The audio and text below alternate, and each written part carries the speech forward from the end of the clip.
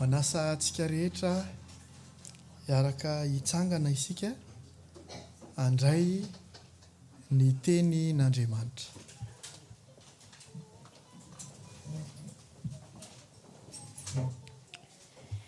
Mamiko indrindra ianao Jehova o heriko. Jehova no aram-bato sy batery fiarovana ho ahy ary mpamonjy ahy. Andriamanitro, vato lampy ialofako sy ampingako ary tandroka famonjena ahy sy fiarovana avo ho ahy. Miantso an Jehova izay mendrika hoderainao ka dia vonjena ho afaka amin'ny fahavaloko. Amen.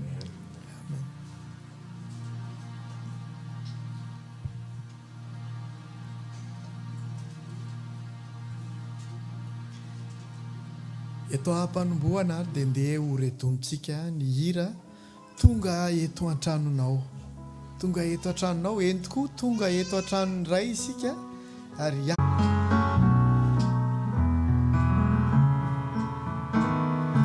tonga eto an-tranonao mivory izahay hiderana. Tonga eto an-tranonao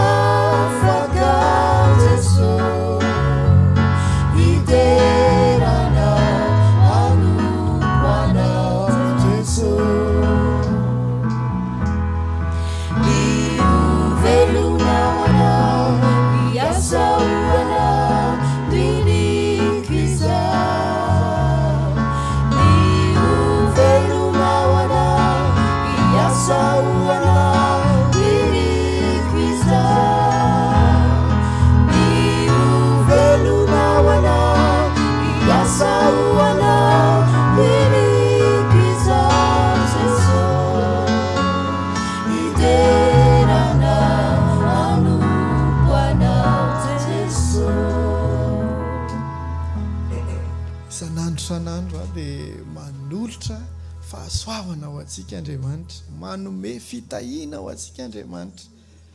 Petraka amin'ny fanontaniana androany hoe tsaroanao ve izany?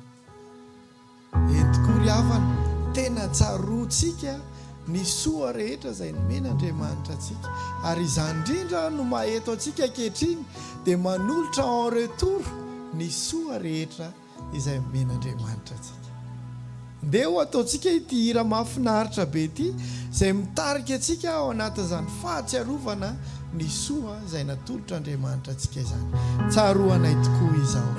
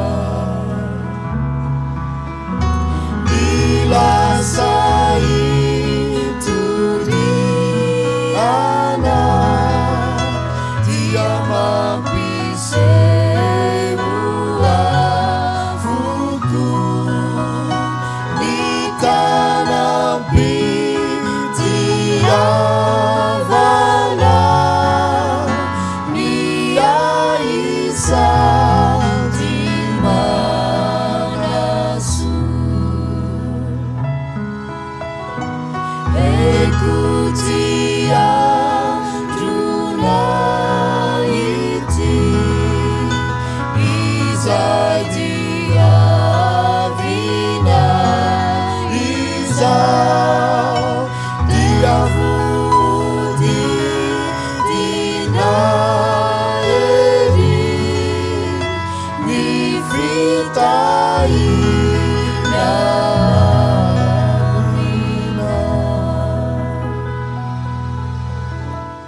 ity maraina ity a dia ndeha isika nandratra an'Andriamanitra amin'ny fomba manokana.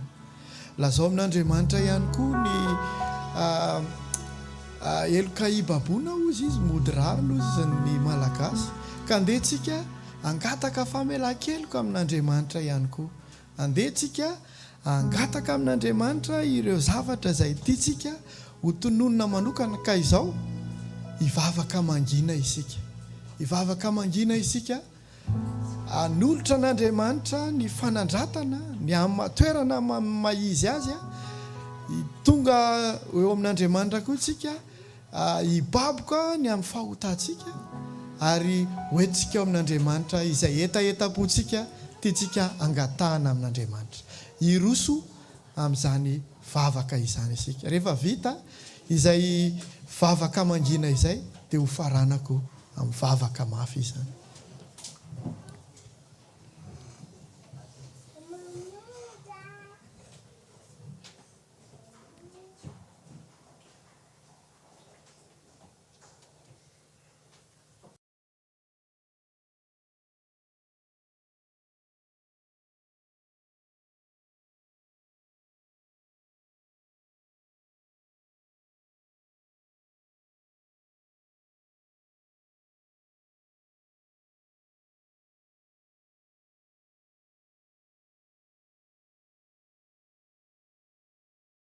Manandratra anao izay satria Andriamanitra avo indrindra ianao, tsy takatry ny sainay ny alebazanao.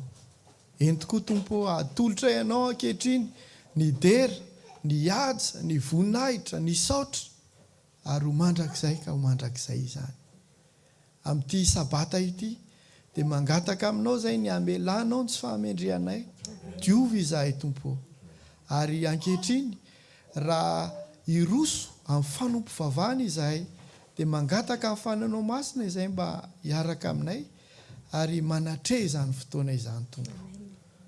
Amin'ity maraina ity ihany koa dia faly izahay miaraka eto ary tianay raha ho fenonao fifaliana tanteraka izany fiarahana izany. Saotra Ray Malalo. Amen. Afaka mipetraka isika.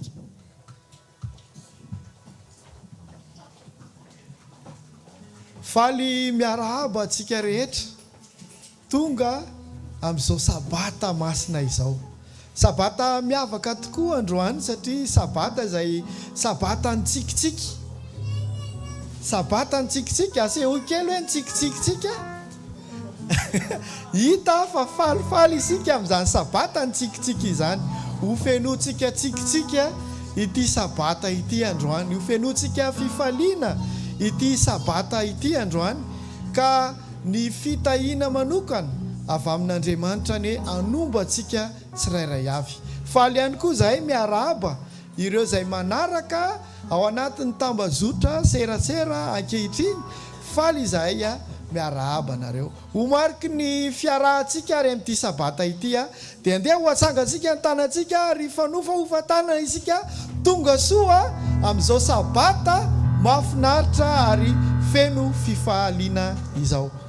Eto ho tohizantsika hatrany ny fideranan'Andriamanitra, ka manasa anao andehantsika hideran'Andriamanitra amin'ny alalan'ity iray ity hoe enjao mamelombelonay.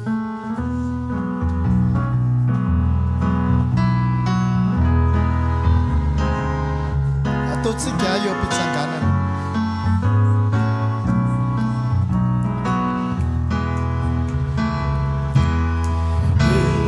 Enjao mamelombelona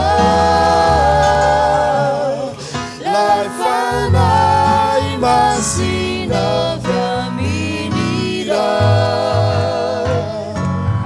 mampitsiki mampifarifa lay fanay masina fiaminira.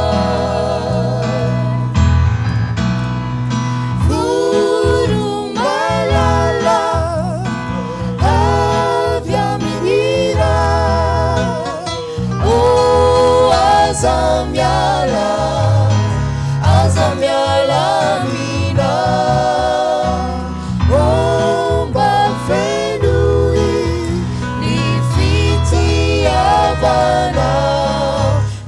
kambata io ny fonay kambata io ny rira ta io ideranao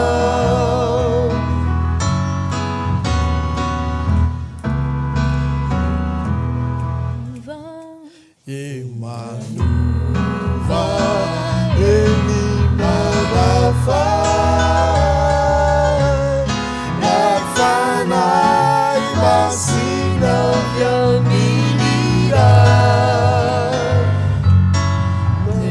teareu endrikandra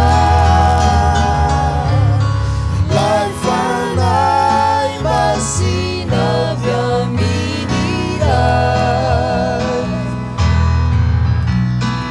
oro malala aviamilira o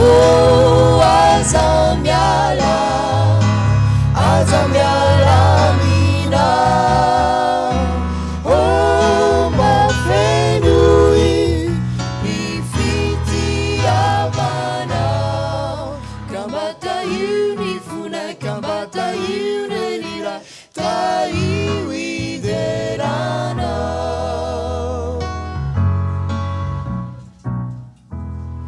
manasa antsika rehetra hipetraka tompoko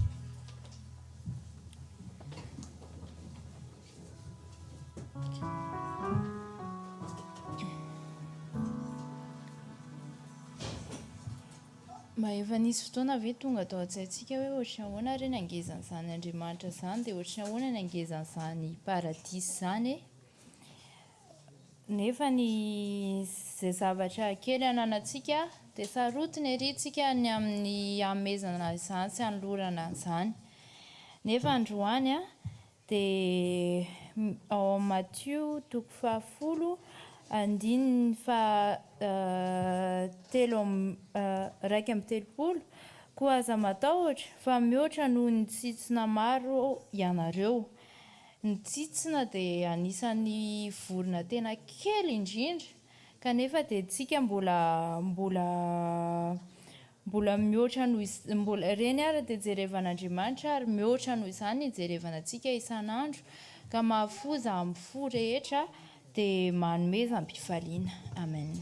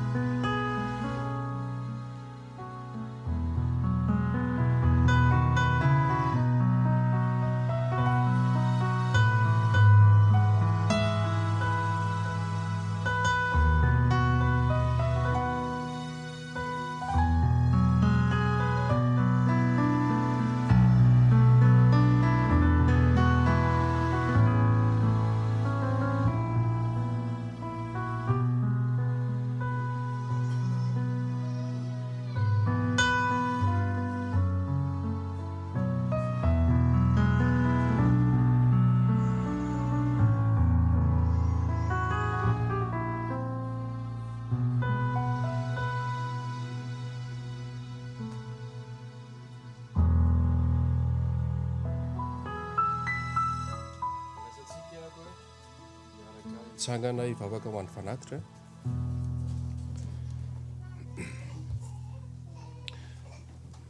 Miaraka avakantsika ry Andriamanitra ranay masina indrindra ny an-danitra, Andriamanitra lehibe, Manatona ny seza fiandriananao izay amin'ity sabata maraina ity, mitondra ireto fanatitra ireto. Raha izany ireo mba vita be amin'ny asanao ary hanafaingana ihany koa ny fiverenanao. Mangataka aminao ihany koa izahay ny hita ny tsirairay avy aminay ny fianakaviana rehetra amin'ity fiangonana Masetel ity. Ary mangataka aminao ihany koa izahay ny hamela ny elokay ny tsy fahamendrenanay. Dia mitahy ny fiangonana ity ihany koa ianao raha eo. Izany vahoaka izany no tononinay amin'an'i Jesosy Kristy irery. Amen. Amen.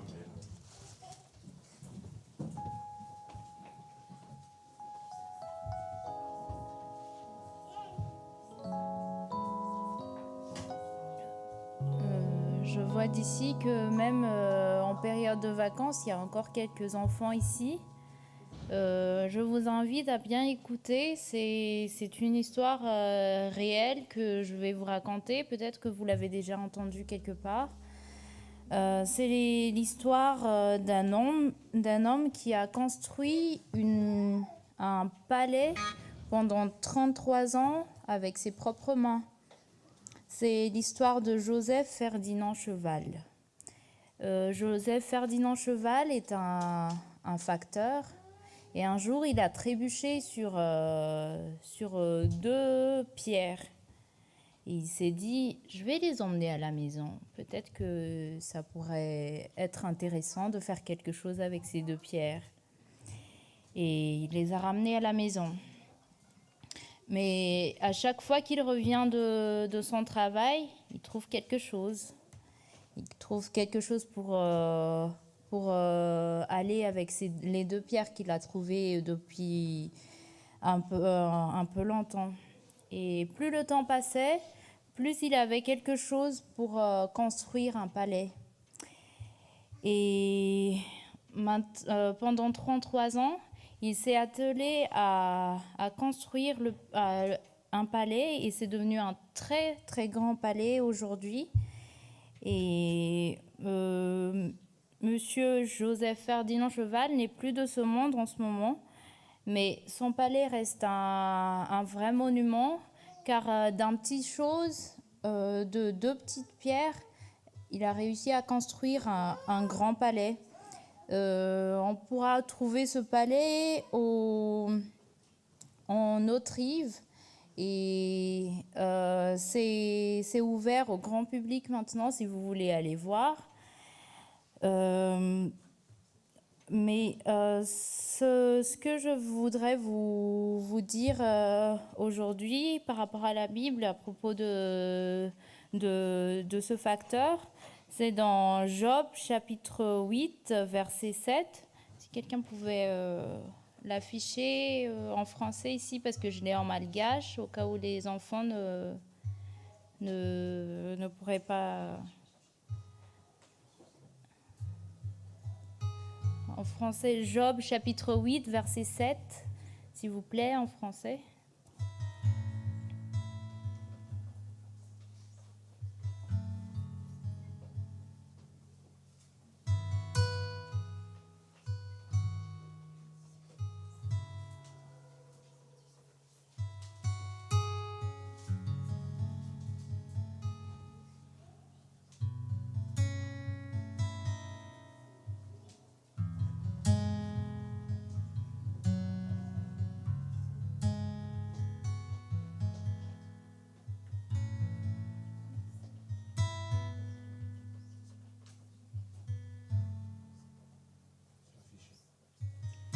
Alors, ton ancienne prospérité semblera peu de choses, celle qui t'est réservée sera plus grande.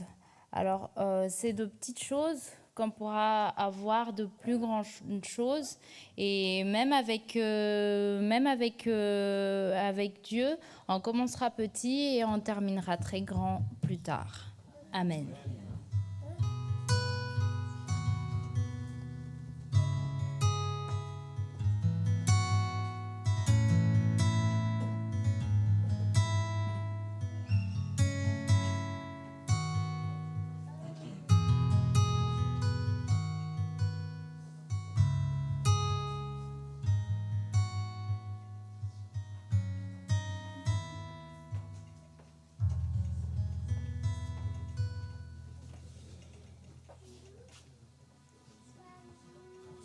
et messieurs, bonjour.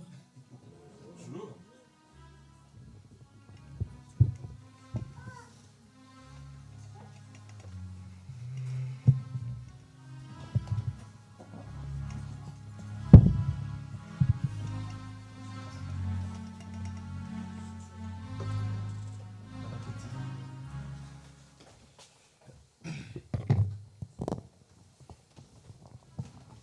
Miarabantsika tsirairay avy. Rehefa eto alohanareo dia inona ny fahitanareo anahy amin'izao? Le mpitady pourboire, serveur.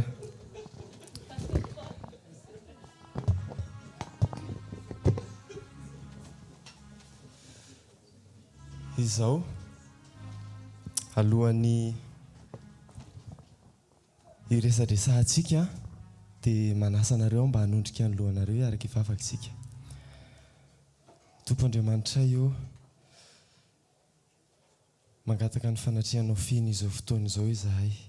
Mino izahay ray malalo fa efa namela ny eloka tsirairay avy ianao amin'ity sabata ity. Amin'ny anaran'i Jesosy. Amen.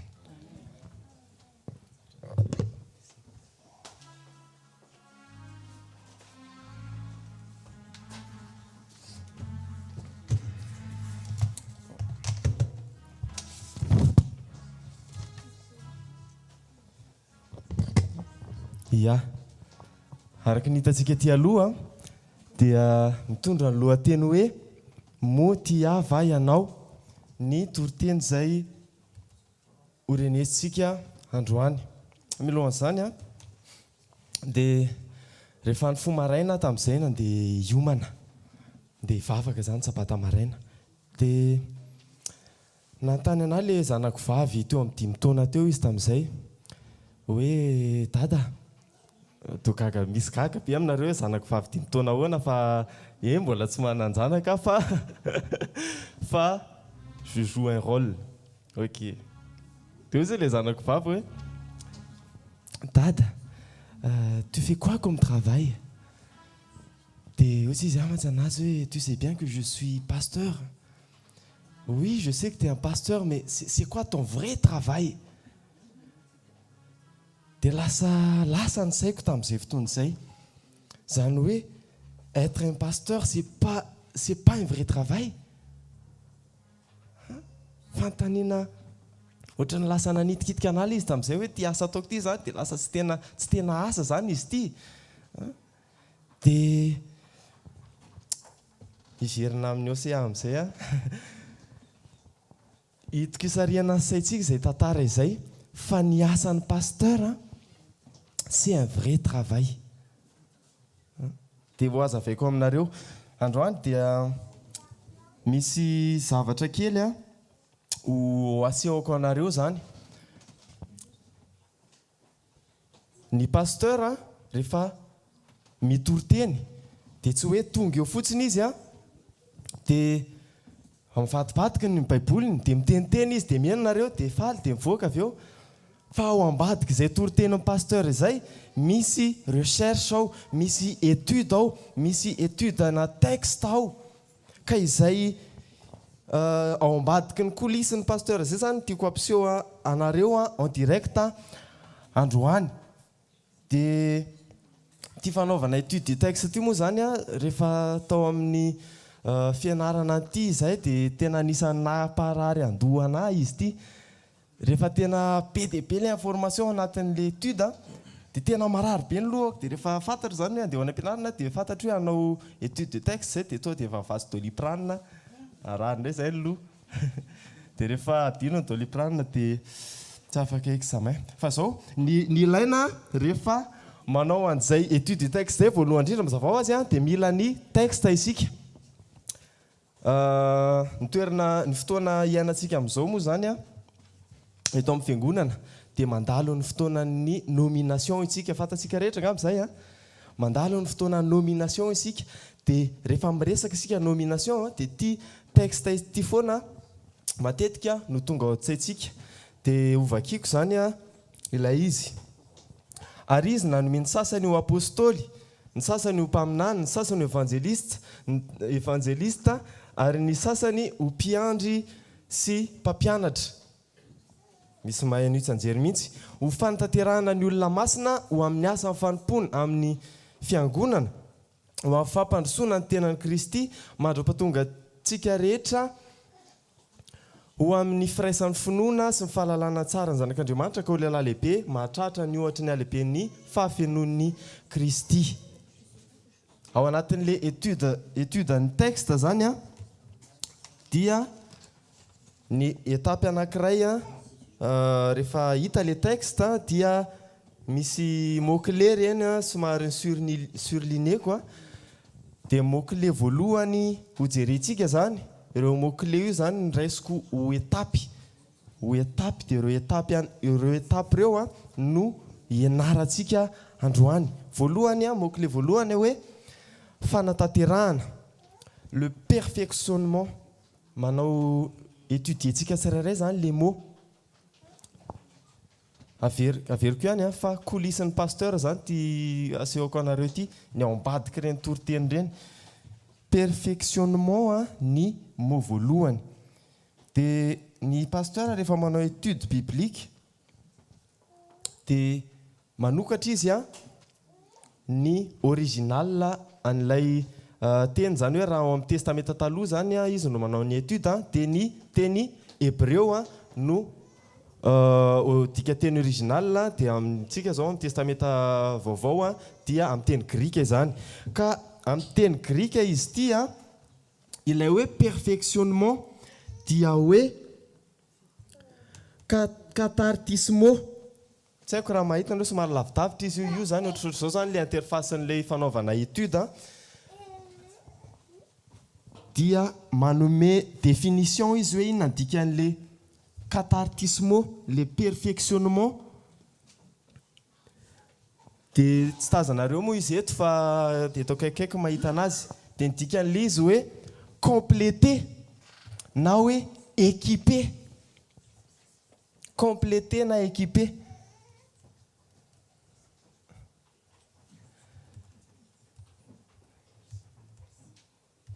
Dia averiko kely ilay teny teo hoe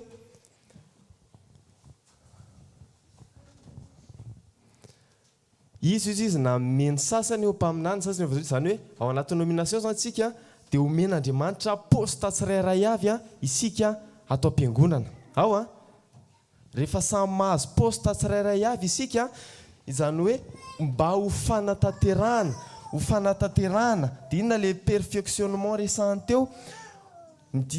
Dikan'ilay izy dia hoe avy amin'ny teny hoe artizo izay midika hoe compléter na hoe équiper. Napetrak'Andriamanitra amin'ny posta misy anao ianao tsirairay avy sika rehetrarehetra mba hatonga ny fiangonana ho équiper, mba hatonga ny fiangonana ho compléter. Dia teneny zany hoe rehefa tsy eo zany ianao dia tsy complet ny fiangonana, rehefa tsy eo ianao dia tsy équiper ny fiangonana. Ao mbola maharaka tsika, mbola tsisy marary andolo ohatra eto artizo izay zavatra izay.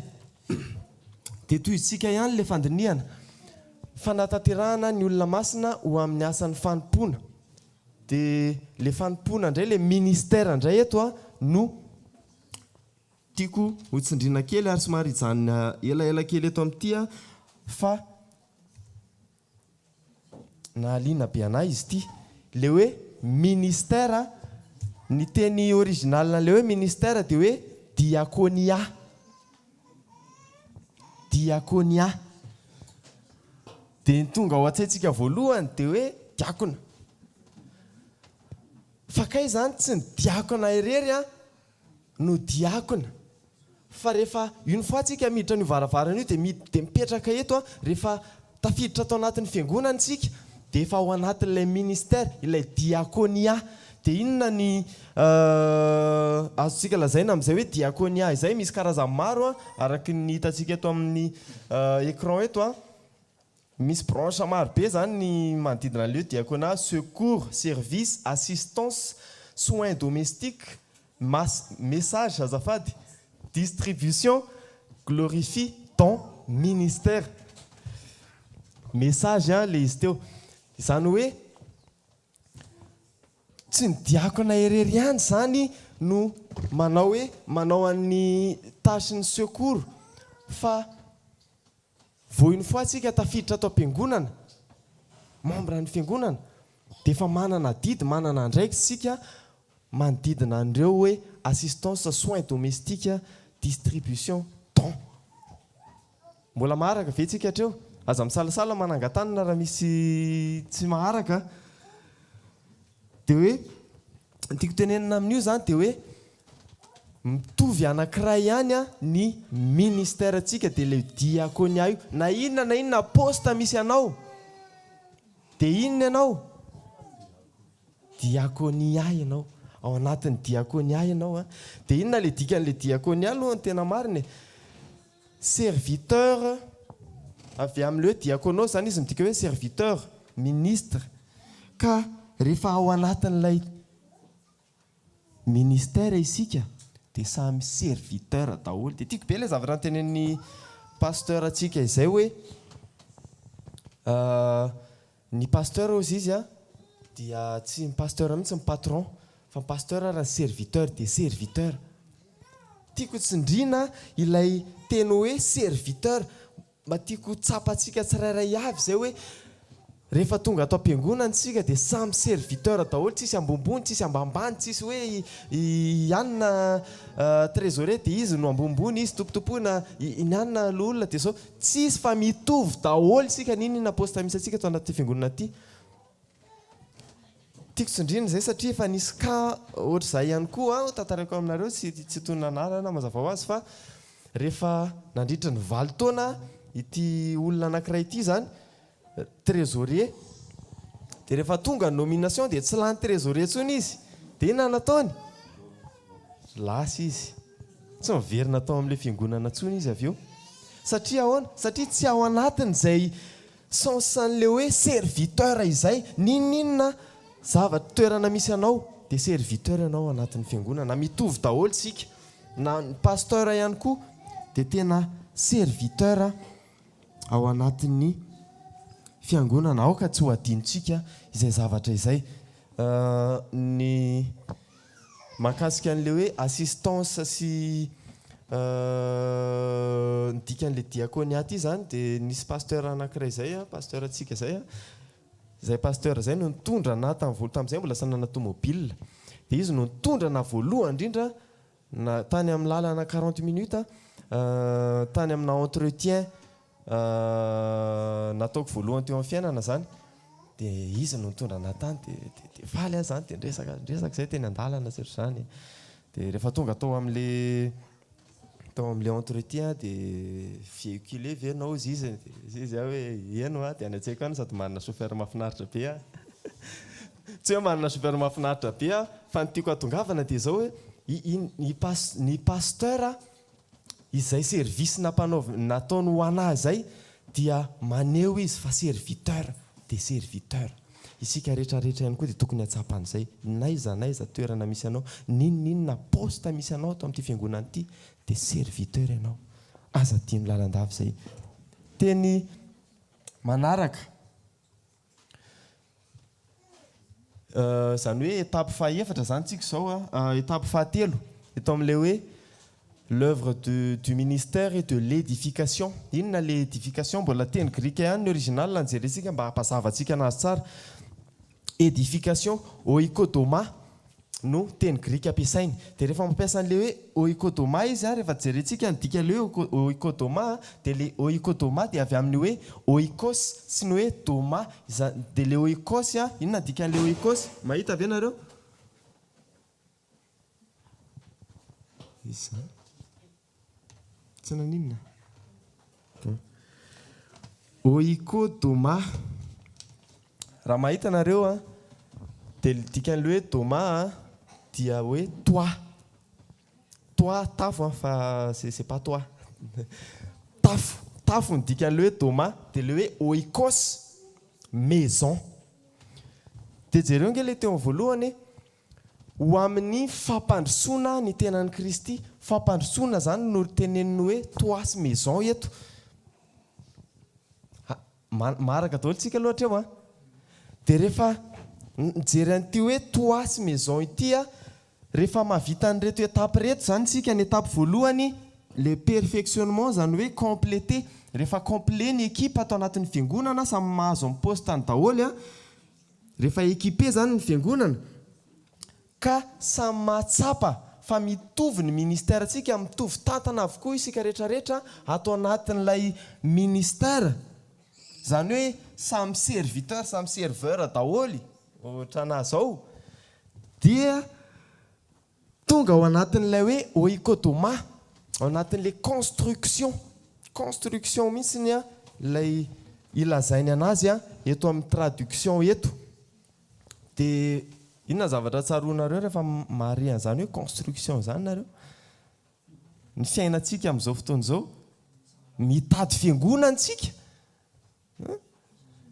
Hitako nafinaritra be mihitsy izay hoe ay zany tsika zany raha équipé zany ny fiangonana, équipé samy manana ny postany avy ary samy mahatsapa fa samy serviteur daholy, dia moramora amintsika ary tsisy dikany amintsika ny hatateraka eo amin'ny fiainantsika ity hoe oikodomà ity, zany hoe maison misy tafo. Azontsika atao tsara ny mahazo maison rehefa mahavita an'ireo étape anankiroa ireo, ary maison misy tafo mazava ho azy oikodomà. Tsy oikosy fotsiny no azontsika fa misy ny doma, oikodomà. Zay ny faniriako voalohany amin'ity androany ity, hoe mba ary feno an'izay étape anankitelo izay tsika ka manan-kery amintsika ilay construction, dia mba hahazo fiangonana tsy ho ela isika fiangonana. Ny manaraka izany, ka ho lehilahy lehibe mahatratra ny ohatra ny alehibe ny fafenon'ny Kristy. Le stature zany eto no ny surlignéko, dia inona ny dikan'izy io? Dia amin'ny teny grika izy io a, mora tadidy be mihitsy satria tsika malagasy helikia. Dia dikan'izay hoe stature zay zany helika izy amin'ny teny grika, dia hoe âge. Ny tena tanjontsika zany ao anatin'ireo étape rehetrarehetra ireo nresantsika ireo, dia mba hatratrarantsika ilay âge spirituel zay nananan'i Jesosy Kristy, ilay maturité spirituelle zay nananan'i Jesosy. Tsy mba nofinofinareo ve zany hoe isika rehetrarehetra ireo samy manana izay maturité spirituelle izay daholo? Zavatra tanjona tokony iraisantsika foana zany, mba hanana maturité spirituelle. Somary averiko fohy kely a, ilay izy teo voalohany a, samy manana toerany, samy apetraka Andriamanitra amin'ny toerany avy aloha sika, izay le hoe complété artiso. Faharoa dia samy mahatsapa daholo fa mitovy tantana isika rehetrarehetra, na hatrany amin'ny pasteur, ny olona, ny trésorier, secrétaire sy ny sisa. Dia fahatelo tanteraka amintsika ilay hoe construction oikodomà. Tsy voatery tadidinareo le grec mazava ho azy, fa le hevitra no tiako hotsaroanareo mandrakariva. Dia ny farany tanjona iarahantsika dia ilay stature parfaite de Christ, mba hatratra ilay tena maturité spirituelle. Dia verina kely amin'ilay lohateny teo hoe motia va ianao, raha jerentsika le Jaona 21:15 io a, mampitamberina kely an'ilay tantara fotsiny a, rehefa nitenany nantanany Petera zany a i Jesosy hoe motia va ianao, dia nantaniny impiry le izy, nantaniny intelo. Dia tsy haiko nareo raha mba efa tratran'izany koa tamin'ny fahatandroanareo a, fa ny tovavy matetika mametraka an'io fanontaniana io. Avant ny mariage moa zany matetika le izy, après mariage mety fa tsy miverimberina matetika intsony izay fanontaniana izay. Mbola miverina zao le fanontaniana hoe za ve tena tianao marina, za ve tena tianao marina, azafady tena tianao marina ve za? Ka nareo vehivavy rehefa manontany an'izay fanontaniana izay tsy miandro valiny negatif mihitsy. On est d'accord? Tsy tsy miandro valiny negativa mihitsy sika rehefa metraka an'izay fa makatoky any amin'ny ramose hoe tena tsy anarana marina ve ianao, tena tianao marina ve za. Dia zay ihany koa nataon'i Jesosy teto tamin'ny Petera. Fantatry Jesosy efa fantatry Jesosy ary miandro valiny pozitiva avy any amin'ny Petera Jesosy fa manontany fa averimberiny foana fotsiny ilay fantaniana mba makatoky any amin'ny eto misy manontany hoe tena saotra rahalahy manontany amin'ny Petera foana Jesosy zany mba makatoky hoe tena tianao marina ve za ry Petera. Dia tsy vitan'izany fa rehefa mahazo valiny avy eo ilay vehivavy dia ampiany zavatra kely ao aorianany. Za ve tena tianao marina? Dia rehefa mamaly ianao hoe tena tiako ianao tsisy atakaloko anao. Dia hoe taony Disneyland ary asiany zavatra manaraka kely ao ary mba hivitana hamburger.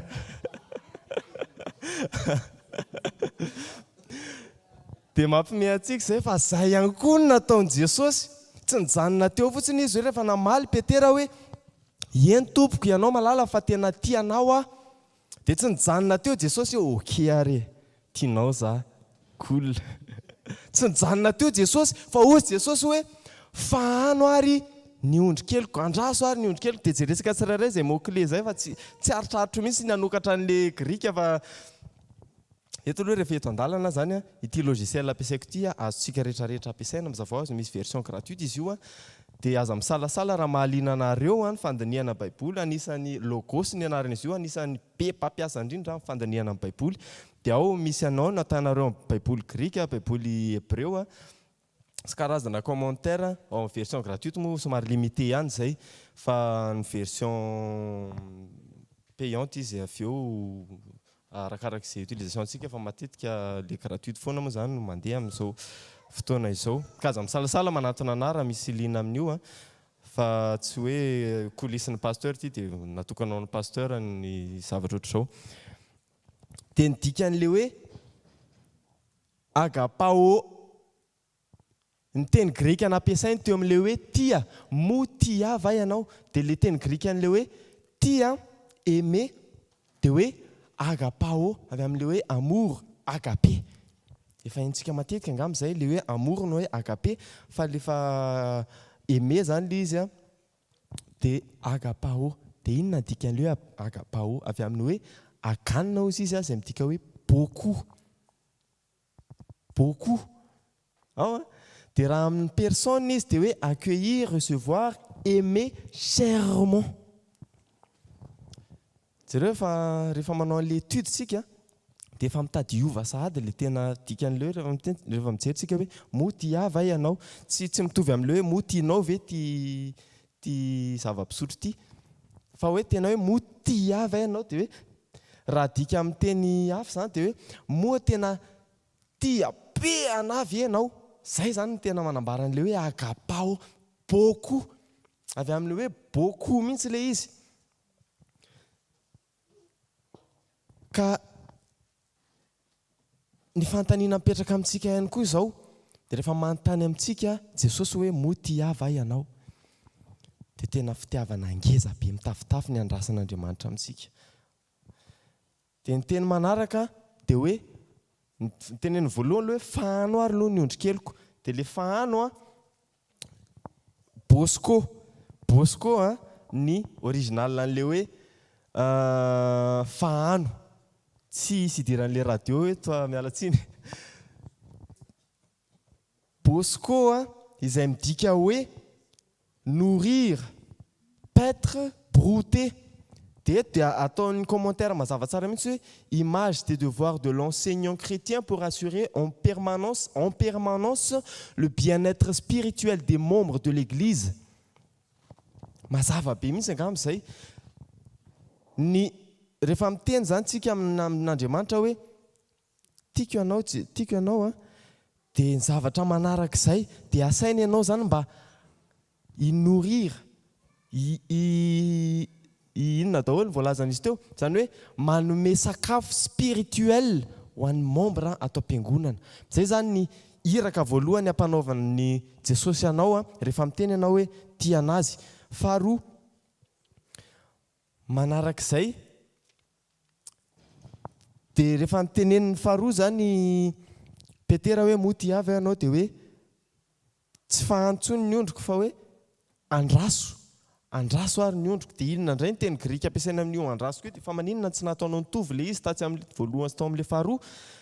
Dia poimano ny dikan'ilay hoe poimano indray amin'ilay hoe andraso dia tena mihitsy hoe miandry. Fa raha jerena lalindalina kokoa izy dia servir le corps, chérir son corps. Dia hoana zany michérir corps ny olona anankiray izay. Prendre soin, servir son corps zany hoe tsika rehetrarehetra reto mihitsy zany no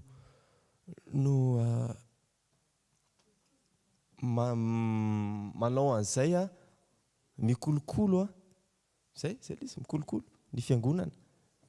Prendre soin de l'église. Raha miteny ianao hoe tia an Jesosy ianao dia mila ao an-tsainao foana izay hoe devoir anao ny mikolokolo ny fiangonana. Devoir anao ny mikarakara ny fiangonana ary devoir anao ihany koa ny mikarakara ny sakafo spirituel ho an'ny fiangonana. Arak'isika ve lohatra eo?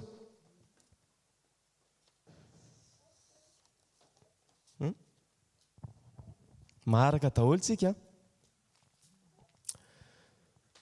Dia rehefa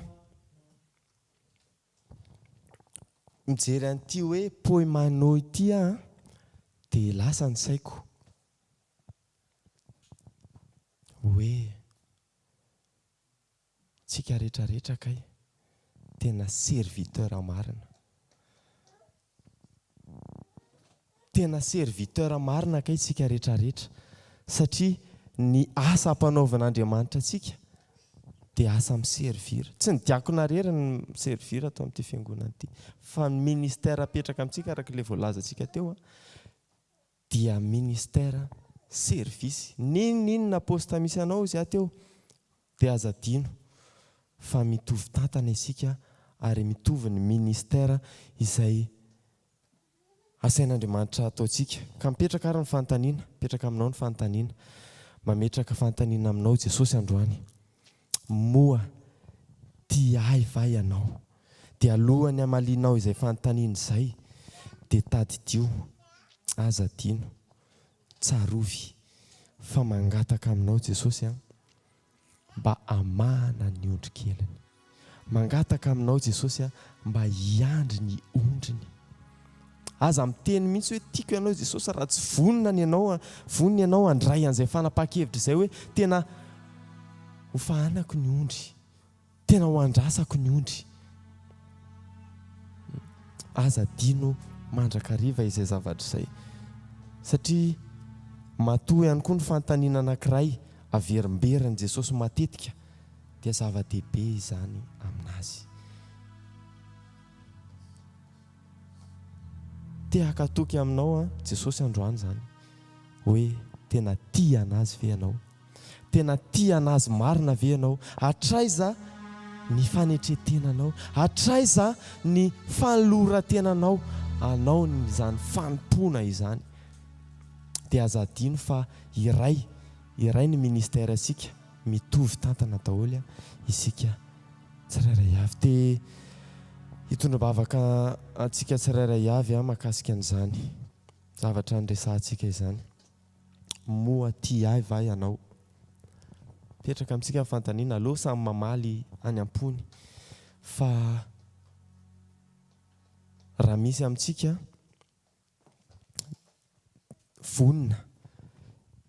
vonona fotsiny izy fa tsy hoe zao dia zao dia andehanao an'ilay izy fa manana eritreritra vonona ny aneho fitiavana an' Jesosy Kristy.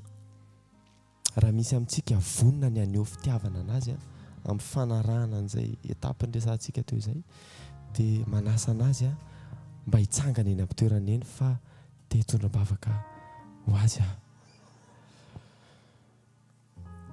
raha vonona ianao, manana eritreritra fotsiny ianao ny aneho fitiavana ka andray au sérieux ny service izay apetraka Andriamanitra aminao dia te hitondra-bavaka aminao androany.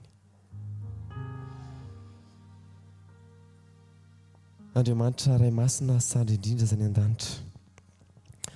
Indreto izahay mpanomponao, indreto izahay manolo tena ho anao. Fantatray androany Andriamanitra fa miandry anay ianao, aneo porofom-pitiavanay anao. Ka marika izany fanehoanay ny fahavononanay izany dia mitsangana eto anolohan'ny sisa fiandriananao izay Andriamanitra, mba raiso ny fanoloran-tenanay tsirairay avy. Ary ny itonom-bavako aminao ihany koa dia miangavy anao izahay Andriamanitra, mba hampianatra anay isan'andro ity ianao amin'ny fona manontolo. Hampianaro izay hilefitra, hampianaro izay hanetry tena, hampianaro izay hanompo, ary hampianaro hifanompo. Petraka eo am-pelantananao ny fiainan'ity fiangonanao ity, satria mino izay Andriamanitra fa raha eo anilanao, raha ianao no mpitarika anay dia ho toto-tsoa any amin'ny tanjona izahay. Amin'ny anaran'i Jesosy no angatahako ny vavaka. Amen. Amen.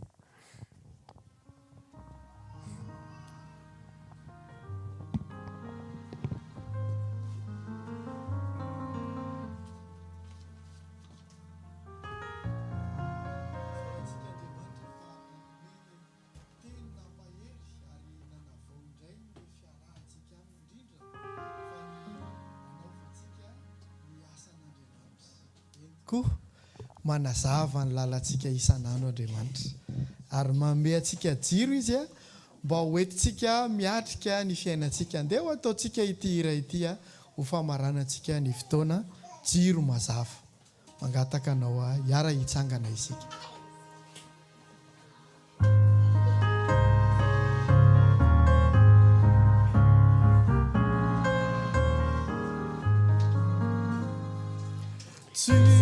Mazava eo an-dalantery, ny teninao ray an-danitra, mitarika ny dian'olombery, ho amantany mafinaritra. Sitrako indrindra ny amakizany, andaraka ny toroheviny, fazavany sy anambary zany herini. Dika maro no mivelatreny, andalana izay diaviko, nefa matoky finoreny teny, dia mitsilo ny finoako. Sitrako indrindra ny amakizany, anaraka ny toroheviny, ampiliko any fazavany sy anambary zany herini. Raha mamely ny fahoriana ka kivisady ketraka ny fo, ny teninao mitory fifaliana, mitondra fihononana toko. Sitrako indrindra ny amakizany, anaraka ny toroheviny, ampiliko any fazavany sy anambary zany herini. Andriamanitra tompo ty anay eo, isaoranay eram-po eran-tsaina ianao ny amin'ny nanomezanao an'ity sabata ity, sabata izay fitsarana ary nanovozanay hery manokana avy aminao. Tompo, entiko izay ilay jiro, dia eo ihany koa ny fitarihan'ny fanahy masina isan'andro, ary eo ihany koa ny fanaparitahana ilay fahazavana avy aminao. Tompo, tehirizo ao anatinay izany jiro izany, ary engane mba hanazava ny lalana ary mba ho jiro fanazavana ihany koa izay na eo amin'ireo namanay naiza naiza toerana misy anay. Ray malalo misaotra noho ny teninao izay nampahery tokoa tamin'ity anio ity niaraka tamin'ny rahalahinay Osea. Tehirizo ao anatinay izany porofom-pitiavana izany dia ny fanekena ny ho mpiara-miasa mahatoky ary ho efikasy eo anatrehanao. Tehirizo ao anatinay izany Tompo, ary tsy ho ela dia ho avy faingana ianao. Eto ihany koa dia tianay no mitondram-bavaka ho an'ireo zanakay izay ao anatin'ny fialan-tsasatra ankehitriny. Tompo malalo aoka ianao hanome fialan-tsasatra feno fiarovana ary mamy ho an'ireo zanakay ireo.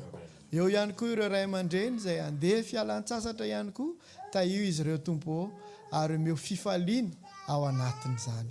Ny fiangonanao dia tsy diso anjara fa omenao ny teny avy aminao ary omenao tsodrano isanandro koa ity tsodrano ity dia omenao ny zanakao koa mitenena Jehovah ho fa mihaino ny mpanomponao. Ho tahiana ianao raha miditra ary ho tahiana ianao raha mivoaka.